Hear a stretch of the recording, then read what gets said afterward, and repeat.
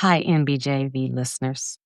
This week is a little different as we're on the road in Martha's Vineyard for a special edition of No Boxes, Just Verses. From time to time, I'll be sharing these unplanned, unboxed conversations with people I meet along the way. These moments that weren't recorded in a studio, but they carry the same heart, the same clarity, and the same rhythm as what defines everything this show is about. And there's some really powerful lessons we're going to learn, and in a beautiful place, like I said, about being in Martha's Vineyard, because it's a place that really represents rest, reconnection, and elevated conversation. So I sat down with two dynamic women who are both reshaping what leadership looks like. First episode will be with Christiane Pendarvis. Christiane is a direct-to-consumer powerhouse who is now the CEO of Pattern Beauty. And she was previously the co-president and chief merchandising and design officer at Savage X Fenty. Yep, Rihanna's brand. Next up is Lauren Maillian. Lauren is the founder of LMB Group, and she is the former CEO of Digital Undivided. Lauren's a former fashion model, turned change maker, turned serial entrepreneur, turned award-winning author, and if that isn't enough, she was also the youngest self-made winery owner in the United States. So this week, no studio, no scripts, just a lot of real talk about career pivots that don't always look like wins at first, but the resilience in the face of the setbacks is really where the lessons are learned. These women stay grounded in passion, purpose, family, and faith. You're in for a real treat, and I promise you some amazing fire playlists from both of them. No boxes, just verses, on the road in Martha's Vineyard. Let's get into it. Welcome to No Boxes, Just Verses, the podcast where we go beyond the bios, beyond the titles, and we explore the leadership lessons and the inspiring journeys of a leader's life, all through the songs and the music that help shape them. Each week, we have 5 lessons, 5 songs, and 1 unbelievable playlist. Let's put the pedal to the metal, let the top lean back. I don't know where we're going, I don't know what we're running to. I'm checking for you, how you feel about that. I think it's time we rendezvous. And today, I am so excited to welcome my dear friend, Lauren Maillian, to the podcast. Lauren, welcome to No Boxes, Just Verses. Thank you for having me, Shannon, and congratulations on the launch of your podcast and bringing your charisma to the world and your insights. I think the world of you as a friend, we go so far back, many verses, lots of journeys. I'm really excited to be here. So listeners, I will, this is another one of the folks that are going to be on the season that I know really well. And I've just been so proud of your career, the ups, the downs. I've been through a lot of those seasons with you. And I'm really looking forward to sharing like my friends who are just baddies. That's your word, baddies. With the audience. So let's dive into it. I want to get into your incredible background, and I'll read it for the listeners, but then we're going to really dive into the Lauren I know. How's that? That sounds good. So today's guest is Lauren Maillian. She's a global CEO and a 3-time entrepreneur, investor, and award-winning marketer. Lauren is the founder of LMB Group and the former president of digital innovation at Hero Media. She's also the past CEO of Digital Undivided, where she grew that company revenue 5 times and built over 60 Fortune 500 partnerships. You're such a baddie. Her leadership roles include as a founding partner of Gen Y Capital Partners, a SPAC investor at Athena Consumer Acquisition Corp, which means that you guys, she's been on public company boards, and you know how I feel about women serving on public company boards, so I'm super proud of her for that. But she's also been recognized on so many TV shows and periodicals, magazines, from Worth to the Root 100, LinkedIn's top voices. We'll get into how people can follow you, but you are one of the voices I absolutely follow on LinkedIn. You're a best-selling author, like I said, a former TV host, and you're also the youngest self-made winery owner. And we'll talk about that in the United States and what it was like to own a vineyard. So that's just a snippet of your amazing background. Again, Lauren, welcome to the podcast. Thank you. So excited to be here.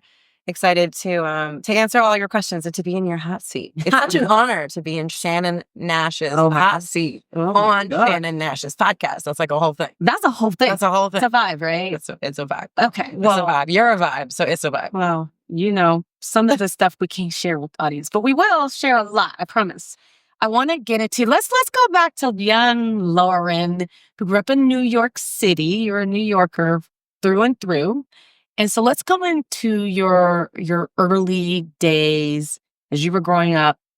I love the song that you pick. It's actually a song that I really love, and it reminds me of that same kind of era, if you will, of music and life and what was going on. It's a fun song. It's kind of a song that's full of joy, and it's called Finally by CeCe Peniston. So I want to know, finally, why you picked that song, but also take us through your upbringing, your beginning journey. Oh my goodness. My beginning journey in New York City in the middle of the 80s, 1985, I was born. There's no real diversity where I was living, which at the time was the Upper East Side, that then became known as Carnegie Hill. I went to independent school, and my parents, like many of our parents, always wanted the best for me. And so they put me into these environments where they thought I would get the best education and the best that they could afford for me to have, which meant that I was not in spaces where I saw a lot of people who looked like me, especially in New York City at that time. In the 80s, my dad was an investment banker, trailblazing on Wall Street. My mom was a model who then turned into... And my mom... Your mom was a model. Was a model. Right. She became a media and fashion executive around public relations and communication, and launched the Essence Music Festival in New Orleans. And so I grew up as a little girl, watching my mom in these spaces of influence for the culture before that was really in vogue, to be honest. So, it was like the 90s, and this is when back in New York, the theater at Madison Square Garden used to be called the Paramount. That's where they would do the Essence Awards, but also, my mom was in this really cool communications role at a really cool magazine that meant a lot for women of color. And so I was exposed to a lot. And I always wanted, between looking at my mom and looking at my dad, I knew I wanted to be powerful, influential, successful, graceful. There was a lot that I learned from both of them, and that I continue to learn from both of them.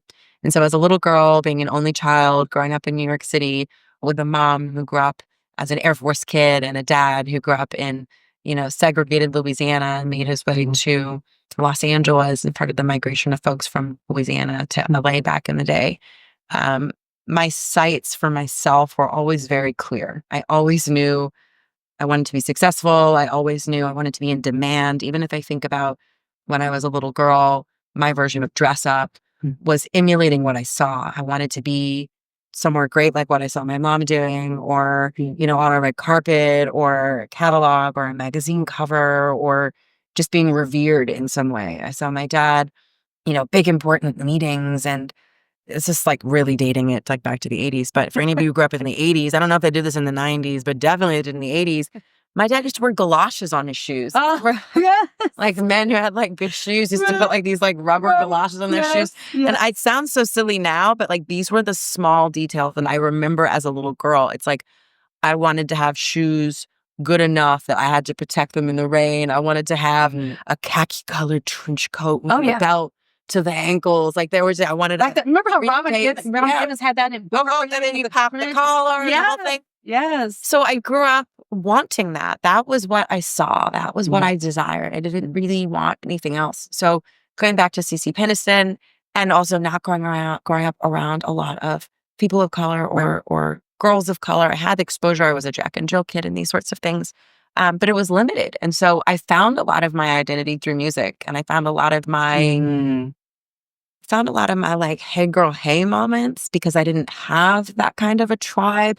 I didn't have that kind of sisterhood, even as a little girl, because I didn't have siblings and I wasn't, embedded in it in my immediate community. I got it. So I knew what it felt like, right? I would get it when I would go to LA and see all my cousins. All my family was on the West Coast, and my parents had gone to New York My mom had met my dad in California, but before I was born, my mom went to New York and was discovered by Wilhelmina of the Wilhelmina Agency when Wilhelmina was still alive. And my dad was working investment banking, but on the West Coast. So for them, when they got married, they were both, I think seen as like the risk takers in their families because they were going to the Big Apple. They were in New York. Right. And leaving behind the comforts of family and what was familiar and that kind of infrastructure. And so I was always the kind of lone cousin on the East Coast. Right. Because everybody was back in California or Louisiana. My mom, Northern California, my dad's family, Southern California. And so this idea of finding my identity and comfort and solace through music and through music that made me feel good was the kind of CeCe Peniston. It was, the R&B music of the 80s and 90s that were my, sing in the mirror in the bathroom moments. And that's, so for me, I was stuck between, you're really taking me back now, but I think even to like 1990, I was reading The Babysitter's Club. It was like a book series I loved. And Girl Talk was like a really big thing, the Girl Talk franchise. I had everything Girl Talk. I had the alarm, I had the phone and all the things. And so on one hand, I was like this, trying to be accepted in my school and keep up with what they thought was cool. Right. But then on the other hand, I had these glimpses of what it would be like to be around more community that made me feel more empowered. Yeah. And so much of that was music. And so that was like the one thing I could hold on to when I would leave. So if I recall my times of being a kid going to visit family, I'd always leave with like, wasn't quite a playlist then. But I used to put them on a tape. And I'd leave with tapes. And sometimes the tape would come out of the cassette and you'd have to roll it back with your finger. But like I would leave with these cassette tapes. And then as I got a little older, I'd leave with these CD-ROMs, my little disc jam. And take my Discman accepting and take that with me. So anyway, CeCe Peniston, finally, it's finally free. It's happened to me. And right in front of my face. My feelings can't describe it. Yeah. That was the song. That was I love that song. And I get the period of time. And so you grew up in New York. Yep. And everything is pretty fast paced. And your parents are obviously, they're in industries where they are, it's fast paced, but they're also trailblazing in their industry. So you see that as normal, like it's normalized for you. And you learn as a young child, like a lot of the people I'm interviewing have a lot of commonalities with this. They had like early supporters. So you had a lot of early supporters through both of your parents. I know both your parents, like in spades. So you're very, what I say is really self-assured and confident, right? You learn that kind of lesson of like believing in yourself. And now you are ready to, go to the next stage of your life. Walk us through college, where you go and all that type of stuff, what you wind up doing. The song that you pick, I love this song. I remember listening to it on long drives downtown with DV, as you know, from DC to Charlottesville. But it's a song by Brandy, and it's I Want to Be Down with What You're Going Through. I wish I could sing because I'd be like, Okay, can I sing? We can't sing. I won't sorry. So walking through, born and raised in New York, I modeled. So I think that's a piece that's missing for a lot of folks who see my professional story today was that I did model for quite some time from a very young age. And listeners, just want you to understand, we'll tell you how to find Lauren, but she's tall and she's striking. I just have to put that out there. Thank you, darling. Thank you. I'm her short friend. Thank you, darling. Well, Yeah, I'm your little short friend. But girl, you fly. Okay? Fly. Height don't matter. And it's so hard to find pants, even in 2025. So like, I wish I could buy things off the rack much more easily. But yeah, you model. Yeah, I modeled for a long time. And that did a lot for me. A lot of positives, set me on a lot of like soul searching of who I want to be and how I want to be seen in the world. Because I realized at that young age that my greatest influence was my beauty, but that wasn't my power. I didn't want that to be my power. And at that time, I was making an incredible career for myself that I would have never been able to have done any other way. I don't know how else at that age I would have had a financial nest egg to be able to start buying real estate that I started purchasing or making any of the decisions that I was making, because who has that kind of liquidity at that age? I mean, it's not normal. So But what I love about it is you're turning that power into, you're right, you're using beauty. Well, it was a money, means to an end. But you're using it, like, that you got this father on Wall Street, this money can't last forever. So I need to have this money I'm taking from here, using it for beauty, fine, but I want to use it while I'm asleep. Because I know you used to say all the time, like, how do I make money when I'm asleep? Yeah. So you knew that really early on in your life. I knew it, but I did not have the keys to the code, right? Like I didn't know how to unlock it. I saw other people doing it. I just knew that I was more than a pretty face. I knew I was much more brains than beauty. And I knew that one might be an easier path to my end goal, but I was going to stay focused on my end goal. And so it was never, I was the model when they were like, well, we're having the sample sale because you work for us, you can have some samples. I would walk around and sample clothes in the street because those were my clients and I was working with all the best brands. And a lot of the other models were like making their money and then going to get a fly handbag to go with their stuff. I didn't care about that. I was really focused on creating, I can't even say I was focused on creating wealth because I wasn't. I was focused on creating money. Right. And then over time that became wealth, lifestyle, opportunity, progression, evolution, improvement.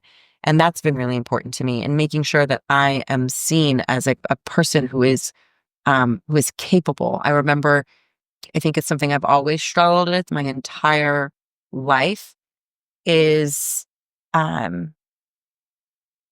my identity is seen by people when I want to be seen by everyone. And so I've spent so much time living around the world, whether that was modeling or just being curious myself in life, living in South America. I was modeling there.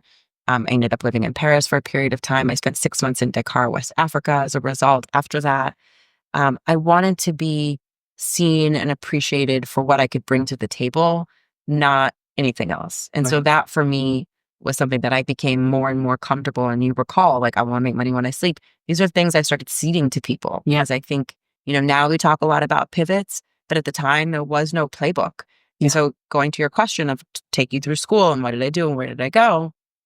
I thought I was going to go in a different direction. And I thought, and LMB Group stands for leverage, momentum, build. So this idea of like creating leverage, building up momentum, building something, but like figuring out what you have in life to leverage, what you have in life within yourself, your experience, your network to create momentum. But like ultimately, how do you keep building brick by brick? And so at the time I thought, hey, I've modeled. I like business. I love business. I also really like fashion. I know fashion.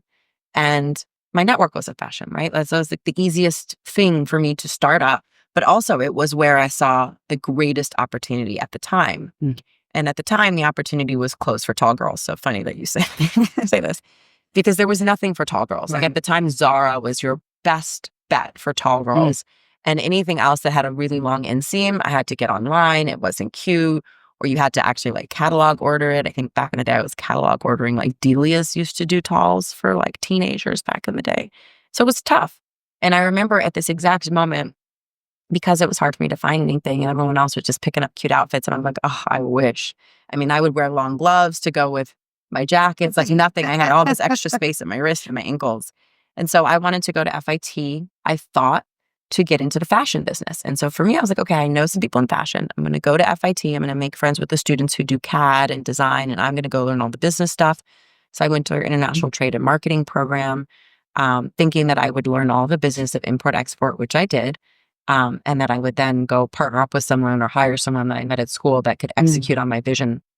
And I was really inspired by that at that time by Christy Turlington. And at the time, Christy Turlington, again, we had no playbook then for models becoming ambassadors or having their own brands. None of this existed. But Christy Turlington was, had her incredible career. She'd gotten really into yoga. This was before yoga and Pilates were also like the big thing. They were a thing, but they weren't like the thing they are now.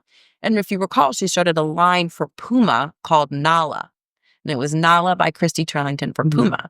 And so she had brought this like yoga line to them. It was really beautiful. And so I was like, gosh, this is beautiful. But I also saw that as like the future playbook of business, that, women or people who were more than just, a beautiful face or an influential voice could transition that into a brand. And she was the first one I saw build a brand, even in partnership with a bigger brand. And so I was inspired by that, thinking, I can go be like Christy and I'm going to go build something at school. Nicole Miller went to FIT. Peter Chu started Nautica, went to FIT. So at that time, Donna Karen's an FIT graduate. Peter Chu, who started Nautica. So these brands were super cool. And then there's Christy Turlington partnering up with Puma to do her yoga line. And so I was really inspired by these collaborations, and I saw them as the future. I saw like this mix of entrepreneurship and collaboration as the future that was right for me with the skills and the experience that I had, but also what I wanted, the impact that I wanted to have on the world. It's also at the same time, soon thereafter, that Victoria Beckham started. She started actually doing Rock and Republic jeans, and she was designing as like a guest designer, and that became a thing. So I thought I was going to be early in this world of like brand collaborations and creating a new brand of clothing. But ultimately, my time at FIT, during my time at FIT, I ended up starting the Vineyard and Winery in Charlottesville, Virginia, while a student at FIT. And found a way to accomplish a lot of my goals through, turning this 126-acre farm into a vineyard, and then into a winery, and then ultimately into an award-winning, internationally recognized vineyard and winery that made me the youngest self-made winery owner in the country. But I wasn't thinking about, I'm still in fashion school, but this real estate opportunity had come to me. I learned more and more about wine. I already liked and loved hospitality, but didn't think that I had enough capital to start a hospitality business, right? So clothing company, one thing, but hospitality, I am kind of go big or go home. So what was I going to start a hotel? I didn't have this. I'd love to. It's still it's still, for your listeners, I still want to have a hotel. So maybe 5 or 10 years from now, Lauren will own a beautiful hotel somewhere. It's certainly a dream of mine. But at that time, I remember going back to my professors and going, I'm not going into fashion anymore. I'm starting a Vineyard winery. And, I started it halfway, a little less than halfway into school. I started like my sophomore year at school.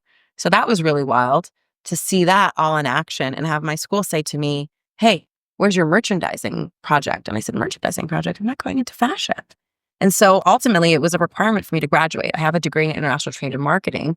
But in order to graduate, the requirement was we had to do something in merchandising. So I ended up doing my tasting room for the Vineyard Winery as my merchandising project, using all of the cogs and the costing that they teach you at FIT, but also using a little bit of design.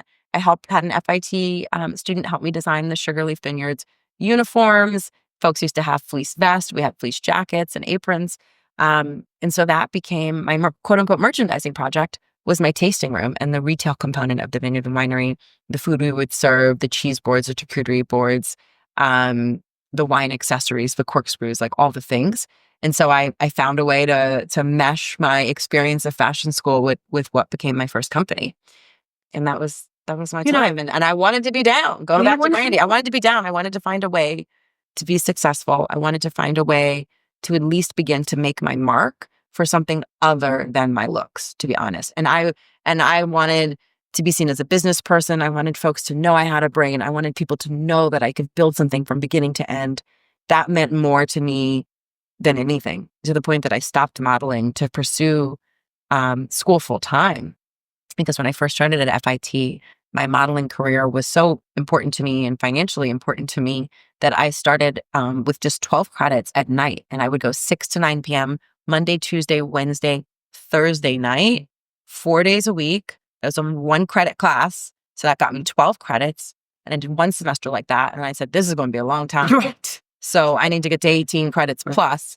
And I stopped modeling, launched the Vineyard, opened to the public, and just kept working the entire time. So many things in there. I mean, here, you really early on chose the path of being an entrepreneur.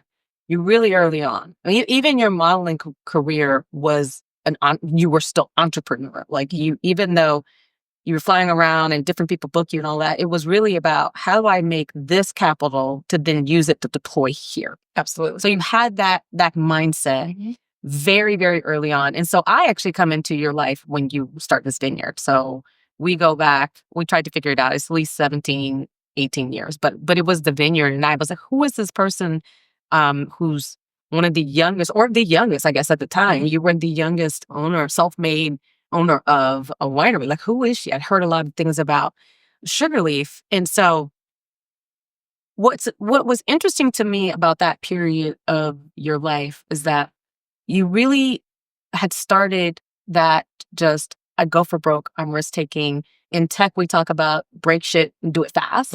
You were doing that. That wasn't like a term. People didn't use back then. I guess some people said startups, but it was only like in certain industries you can call startups. Now it's like everything is a startup, right? It doesn't matter what it is. But you were, and we'll talk about this in many points in your career. You're ahead of the curve, right? You're doing it. A lot of people are not doing things. You are ahead of the curve. And so you say it with such excitement. I am excited about it because those things that wound up having you be a little bit ahead then fueled you to the next thing and then fueled you to the next thing. So like some of those lessons for you were why the next thing became successful because you knew what you did in the first thing and what you would do differently. And we've talked a lot about those type of things. And so this is a really interesting time in life for you. You own a freaking like winery and you're young. You're super young. At the time, I mean, you weren't even 30 years old yet. Yeah. That's why I said you were young. Yeah. And you're running a winery. And so you also are very family oriented. You were an only child, but yet you knew you wanted a family. Like you truly desired that. And so we'll go to your next phase, but kind of around, it dovetails into this. You decide that you're going to focus a little bit on your personal life, right? So you have your first child, who's now going to college. He's a grown man now, but he was a little baby when I met him. You have your first child, and so again, your professional life is moving. You're starting a new family, etc. But life, I say this a lot on this podcast. I know y'all are sick of me, but every leader has this. Life starts lifing. It just does for everybody. Life starts lifing. You also welcome in a beautiful daughter soon thereafter. Yeah. 21 months later to the day. 21 months later. And I felt like, I'll tell y'all listeners, I felt like I saw her on a Tuesday and on Wednesday she was having a baby. I was like, what happened? It was so quick. But that's life. Thank goodness it was quick because it felt long. I'm glad it felt quick to you. It felt like it was so quick. But you have your daughter. And then you start going, you start having lives. You start going through a divorce. That's tough. They came for the verse, not the box. They came for the other box. But that's a tough period in life to be an entrepreneur. You've had all these successes. You've had ups and downs as being an entrepreneur. That's the life of an entrepreneur. But you've had some serious successes at a very, very young age, right? That have propelled you in this entrepreneurial game. You have your 2 kids, but then you start going through a divorce. And that, for a lot of people, would derail the story. There's a whole lot more to this story that we'll get into, but it could have just ended there. For a lot of people, I know that is just the end, right? Because now you're going to be a single parent. You have this business. Then what you do with the business, you got to start over again. And some people just can never get over that, like, So share with us, because I love the song that you picked. That's why I laughed a little bit, y'all. She picked Survivor by Destiny's Child. So let that sink in. She is a survivor, but you had to go through the peaks and the valleys to get to the other side. You definitely get to the other side. But during that time period, it was hard. So walk us through what happens in this part of the journey. This part of the journey makes Lauren who she is today. Yeah.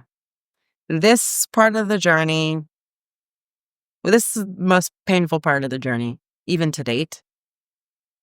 However, I think this year I'm realizing and feeling like I know it was the most painful part of my journey to date in my entire life.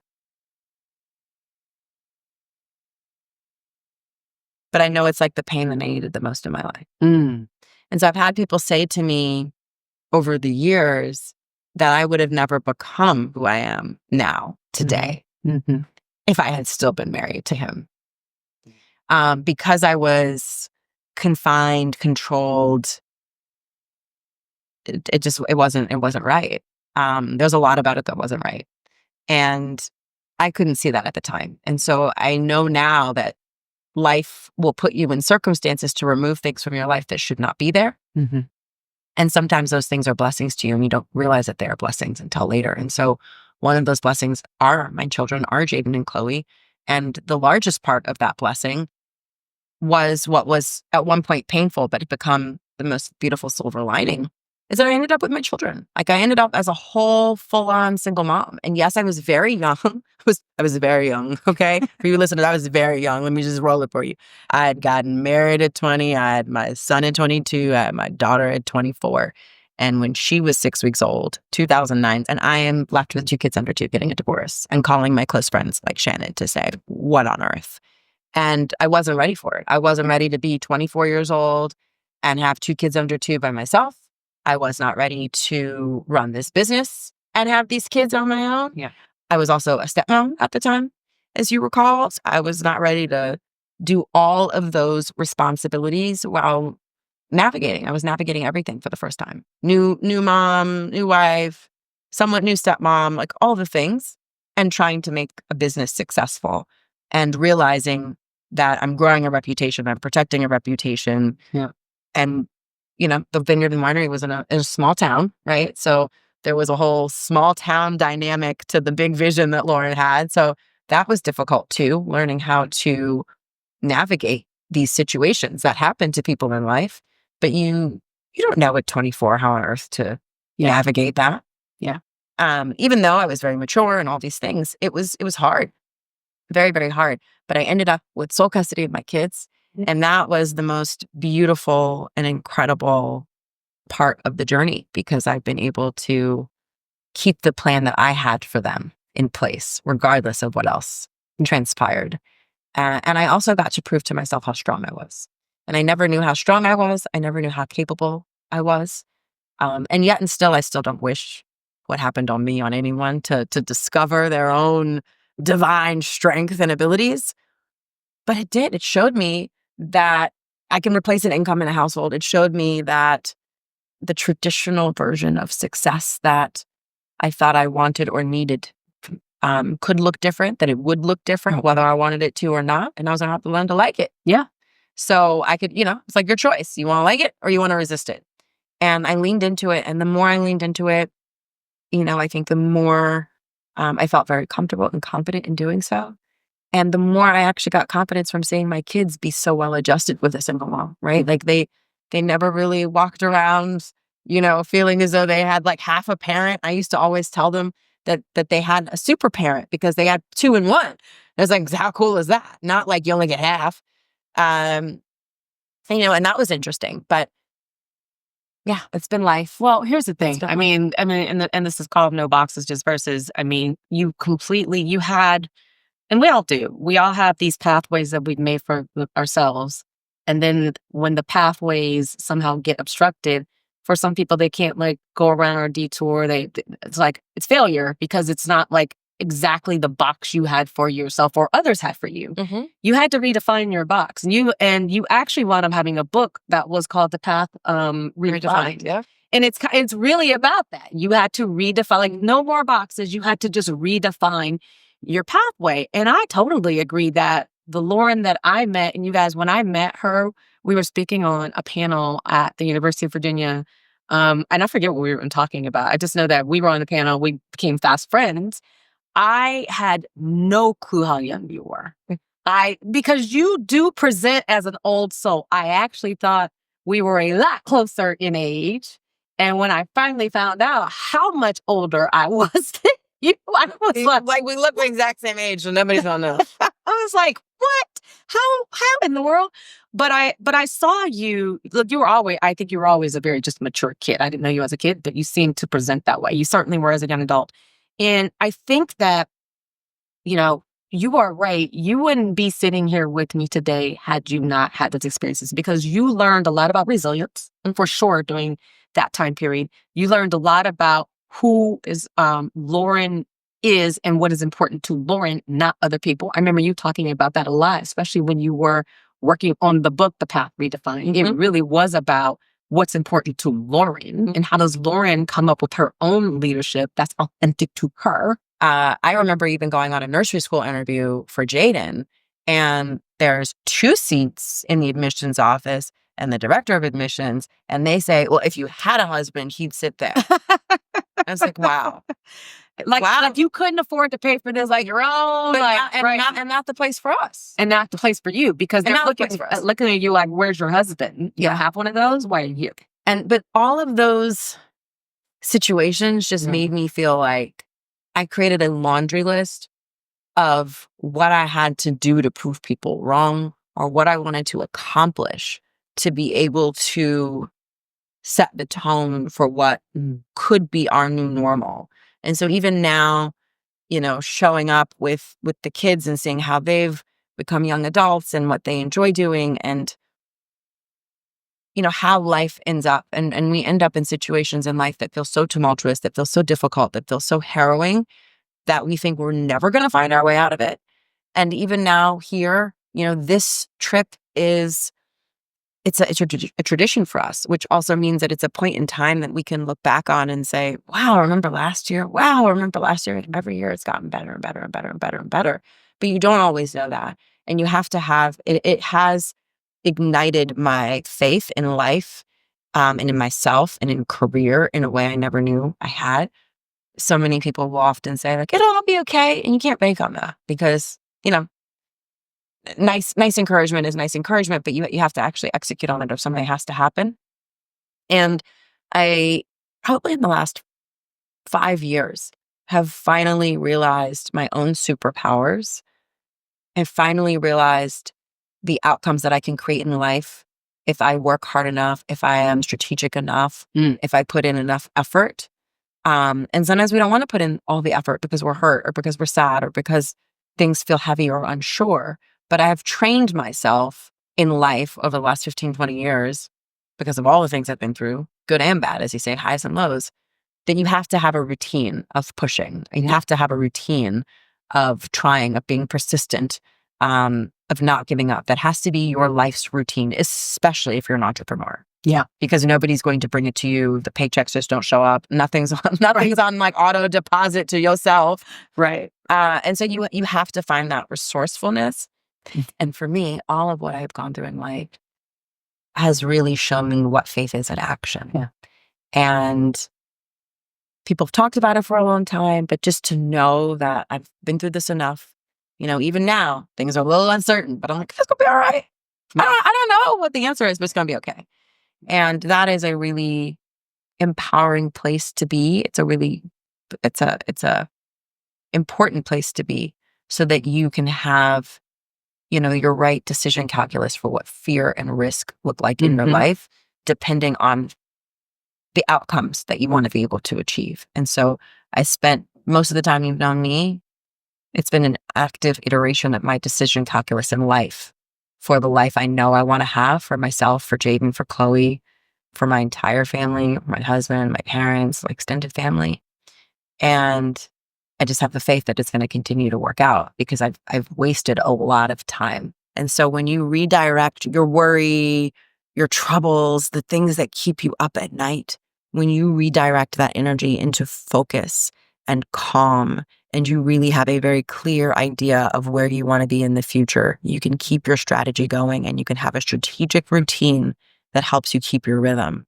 But I know that when I look back on my life, I have spent years worrying over a lot of things, none of which I could fully control, but all of which I could influence. And your energy is better spent on your influence than your worry.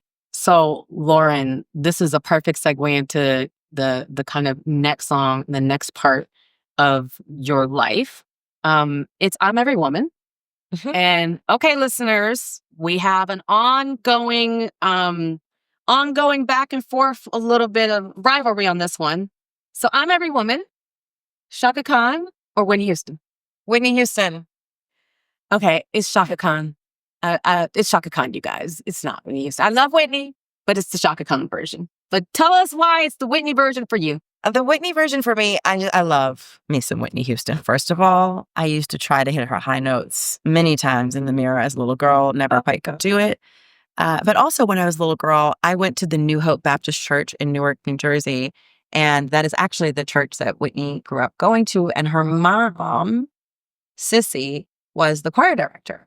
And so I got a lot of Whitney time, and I'm just a Whitney girl. I'm sorry. You're a Whitney girl. I'm a Whitney girl. All right. Shout out to Tammy McCrary, a really good friend of mine. Shaka sister, I love you. It's Shaka. Okay. Sorry, Tammy. Anywho, Didn't know you were. on to the next. Didn't know you were friends with me and Shaka's sisters. Just skip that part. Shannon and I are buddies, so that's why. So, okay. This is this phase of life. You are a single mom, but you're out there doing it. Now you are an entrepreneur again. You've got books. You've actually started you at this point, you start your own kind of podcast. Like you're just hitting it on all these cylinders. So I get why you picked on Every Woman, because you literally are. I mean, I'm witnessing this. You are every woman on. She's the friend. I'm telling you guys. I remember one time I flew into New York. I only had maybe 2 or 3 hours between me getting to my hotel and me going to the event I was there for. And then I was leaving the next morning. I was just in. And Lauren was like, what hotel are you at? And I'm like, well, I only have 2 hours, blah, blah, blah. And I was like, I don't really have even time to go anywhere. She's like, I'll be outside in 10 minutes. And literally, she drove up to my hotel, parked out in front. I got in the car with her. I hope I can find this picture. I have it. You have it? Good. I got in the car with her, and we sat in front of my hotel for 30 minutes. That's all the time I had. She's that. She is that every woman. She's that friend who's doing all the things at the same time. I mean, this is that period of your life, right? Yeah. I was certainly every woman. I was trying to be the good friend. I was trying to be the good mom. I was trying to be the good daughter. I was trying to be the great entrepreneur, the successful entrepreneur. I was trying to be the revenue generating, household leading mama. I was trying to do all the things. I ran on very little sleep for a long time. This is before sleep scores were important. So go figure. So I wasn't worried about my sleep score because I don't know what life would be like if we had all this bang dangle technology and I had a sleep score, because I don't know. I would have had a very difficult time. I think my sleep score equivalent was probably 30 something at that time. Right. Because I was working around the clock. I mean, I was constantly working on my business, on investments, on what was next, on books, all the things that you've mentioned, because I knew I had a lot to solve for. I had a lot to cover ground for. Mm-hmm. And you did that. You became, you eventually become CEO, you're an entrepreneur, you become CEO of Digital Undivided. A lot of these things are starting to happen for you. And I'm happy to report we find love again. I love these stories where this happened in a couple of episodes where people find love again, even when you're not looking for it. I know. And again, I know you at this point. You're not really looking for love. You're grinding. You're actually just really grinding, and you are putting a lot of time into your kids. Yep. You are at the soccer games. You are at the this, the that. You are really into the kids. So it's love, if it happens, it happens. But you are not one of, I have friends who are no, I have to be in a relationship. You were not that friend. You were just no, I care about my kids and I care about my coins. Those are your two important things. Kids and coins. Kids and coins, baby.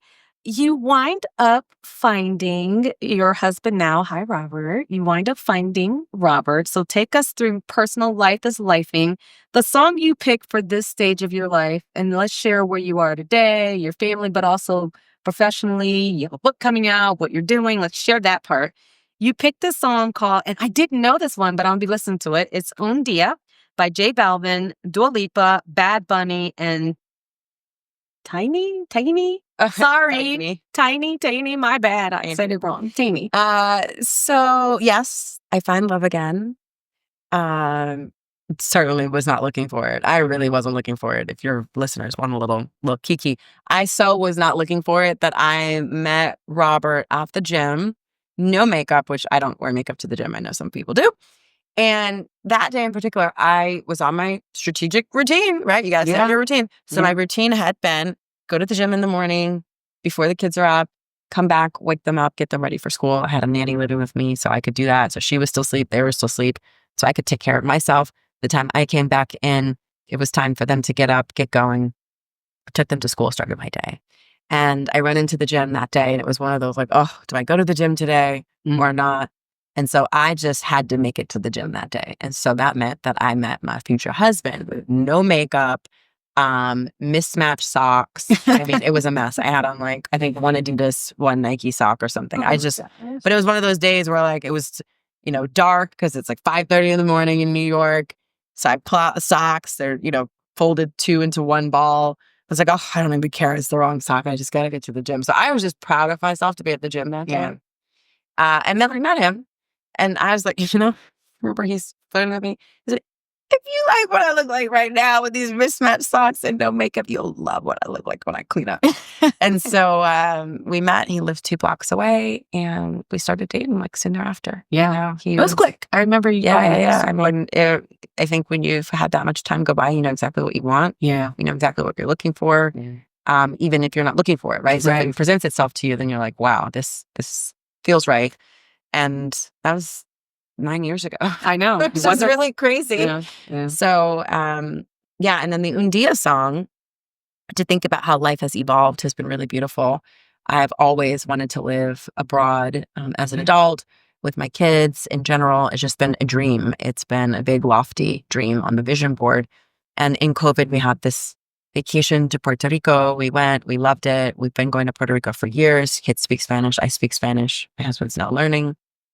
And we ended up staying and buying a home, putting the kids in school, moving to Puerto Rico. So this year marks 5 years that we're in PR. Wow. A third of Chloe's life and nearly a third of Jaden's life. So it's kind of wild.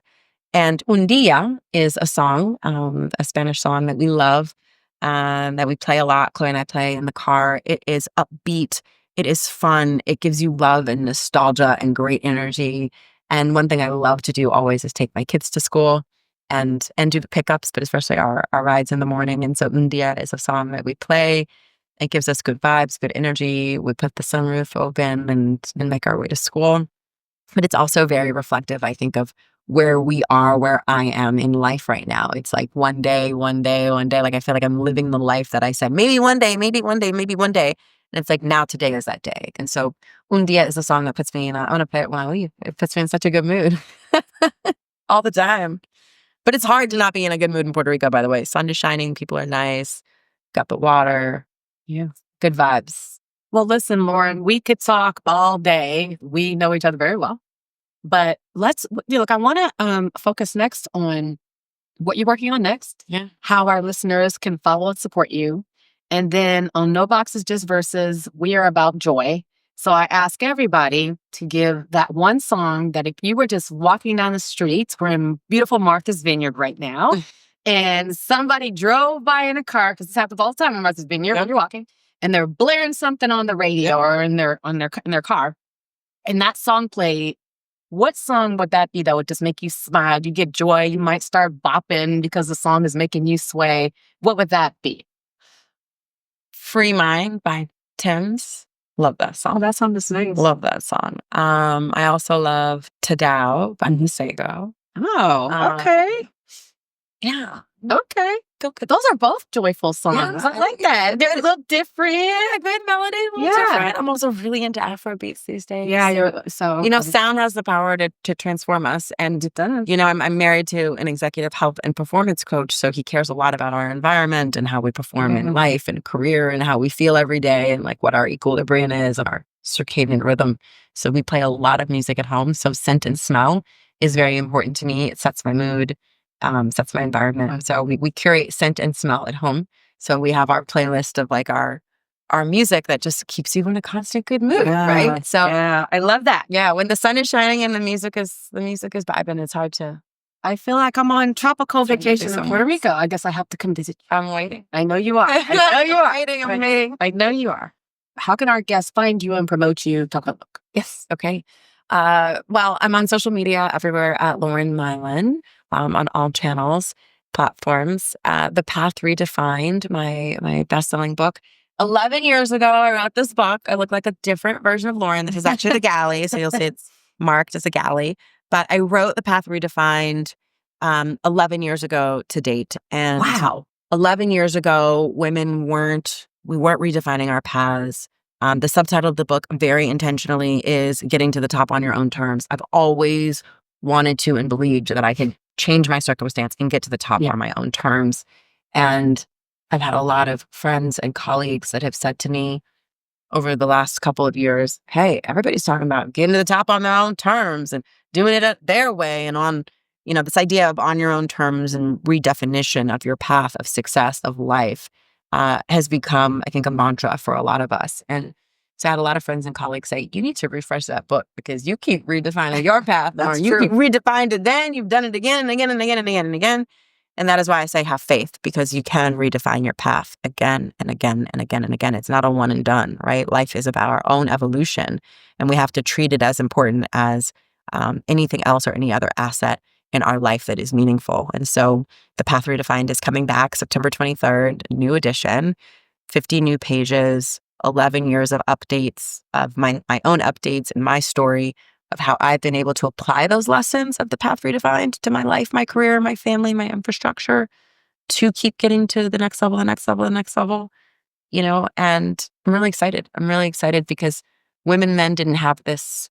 We were looking for permission, and I felt like my book was saying something that was almost taboo at the time. It was like, I said it, now what? Right. And it's been really cool because I said it, and now what? Women want it. Right.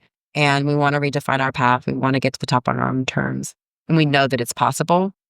And so I'm really grateful to be able to share spaces like this with incredible women like you, who I love and admire, and who have redefined their path. I've watched you redefine your path, so I'm going to have you on talking to me about your journey. I'd love to. And I'm really excited to see how other women, especially women who look like me, who look like us, know that whether it's becoming a single mom, whether it's going through divorce, whether it's having a death, whether it's having an unexpected circumstance, that you can still redefine your path. Yeah. And that we can spend our time, like I said, we can spend our time worrying and wallowing, or we can spend our time taking control of our life and the things that we can control to create something new. And I've been able to do that in ways that I still think are miraculous. Like I have a lot of pinch myself moments still in my own life, where I am pinching myself going, wow, I can't believe it. We play un día and I'm like, I can't believe un día es hoy. It's today. It's now.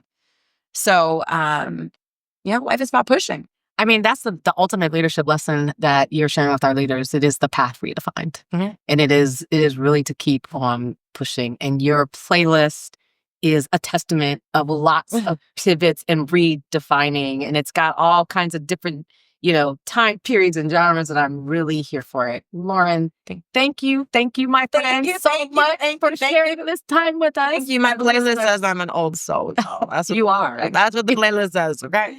All right, you look good. You look good. Thank you. You look good too, girl. Thank you for having me. Thank you for listening. Thank you for coming. And that's a wrap. Thank you so much for listening to No Boxes, Just Verses. And if this episode moved y'all, please share it, rate us, follow the show on your favorite platform, and we can keep building our leadership playlists together. So you can find me, guys, on Instagram as Shannon Nash 1 and No Boxes, Just Verses on Instagram. You can also find me on LinkedIn as Shannon Nash ESQ CPA. You can also find No Boxes, Just Verses on LinkedIn. You can visit our website at noboxesjustverses.com. Finally, don't forget to check out the show notes. The show notes are super important because this is where the playlists will live. You will be able to get these playlists on Apple and Spotify. You'll also be able to follow up and see how to reach out to the guests, follow them, and support them. Until next time, I need you to stay unboxed. You come for the stories, but you stay for the playlists. I'm Shannon Nash, and I'm out.